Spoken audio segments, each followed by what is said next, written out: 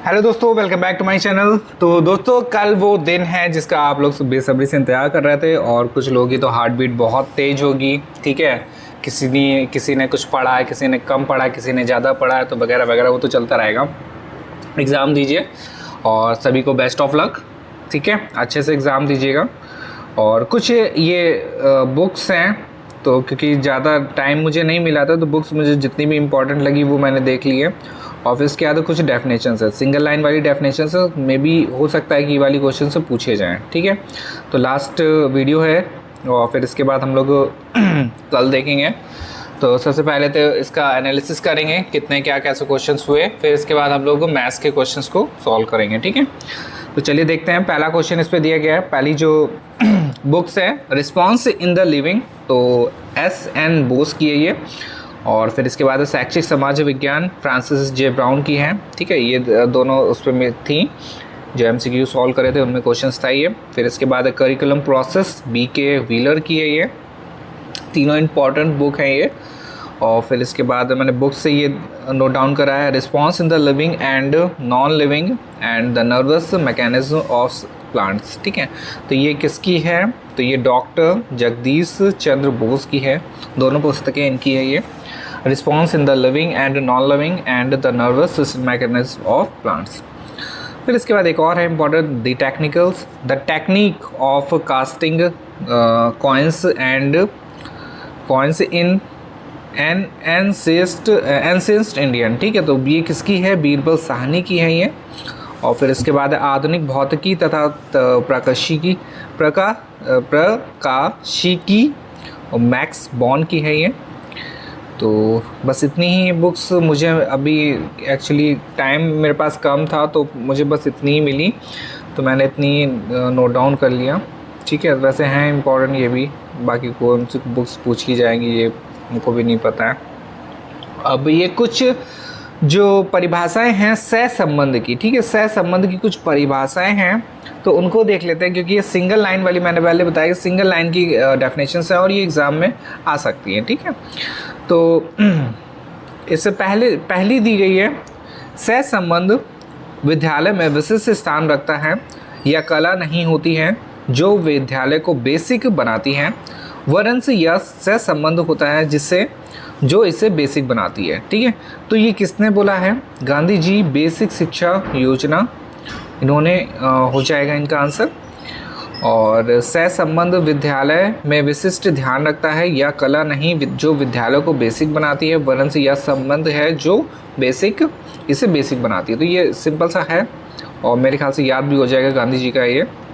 और फिर इसके बाद सहसंबंध का उद्देश्य, अब जो पॉइंट्स याद करने वाले हैं वो ये हैं कि दो चरों में पाई जाने वाली मात्रा का पता लगाना। ठीक है, तो सहसंबंध का उद्देश्य जो दो चरों में पाई जाने वाली मात्रा का पता लगाना, तो ये किसने बोला है? फर्गुसन का है ये। और इंग्लिश वाला देखिए, correlation is concerns with describing the degree of relation between two variables. ठीक है, और फिर इसके बाद है लैथ रॉप का है, सहसंबंध दो चरों में पाए जाने संयुक्त संबंध है। ठीक है, संयुक्त संबंध का पता लगाना। तो देखिए थोड़ा सा ये इस पे ध्यान दीजिएगा, मात्रा का पता लगाना अगर बोलेगा तो क्या हो जाएगा? फर्गुसन हो जाएगा। और सहसंबंध में दो चरों में पाए जाने वाले संयुक्त संबंध अगर पूछेगा तो क्या हो जाएगा? लैथ रॉप हो जाएगा। ठीक है, और इंग्लिश में हो जाएगा correlations indicates a joint relationship between two variables. फिर इसके बाद है पाठ्यक्रम के बहुत से विषयों के बीच आमने सामने आपस का संबंध सहसंबंध है। ठीक है, तो क्या बोला गया इस पे? पाठ्यक्रम के बहुत से विषयों के बीच आमने सामने, देखिए आमने सामने होगा तो लॉक हो जाएगा। अगर आमने सामने कोई चीज़ होगी तो क्या कर देंगे? उसको लॉक कर देंगे। ठीक है, तो ऐसे याद कर लीजिए, लॉक का ये जॉन लॉक का हो जाएगा। तो इससे पूरा देखते हैं। पाठ्यक्रम के बहुत से विषयों के बीच आमने सामने आपस का संबंध क्या हो जाता है? सहसंबंध होता है। ठीक है, किसने बोला है? जॉन लॉक ने बोला है। तो correlationship is the reciprocal relationship between various subject of the curriculums. ठीक है, फिर इसके बाद दिया गया सहसंबंध बच्चों के पर्यावरण तथा अध्ययन किए जाने वाले विषय के भौतिक पर्यावरण के बीच की कड़ी है। ठीक है, तो ये किसने बोला है? इंडिकस ने बोला है ये, करस है ये। और इनका इंग्लिश में क्या हो जाएगा, correlations is the link between the environment of child and physical environment of that particular subject that is to be studies. ठीक है, फिर इसके बाद है 6 नंबर, सहसंबंध परिस्थितियों के मध्य आदान प्रदान की क्रिया है। तो आदान प्रदान की क्रिया हो जाएगी वॉल्कर HM। तो इनका आंसर क्या हो जाएगा, वॉल्कर HM ने बोला है ये। और फिर इसके बाद है सहसंबंध एक सहगामी परिवर्तन है। वह सीमा जिस सीमा तक दो परिवर्तित साथ साथ रह सकते हैं। ठीक है, तो इसमें क्या किसका है, ये व्यावहारिक विज्ञान का शब्दकोश है ये। ठीक है, तो ये सेंटेंस किसका हो जाएगा, इनका हो जाएगा। और कोरिलेशन इज द concomitant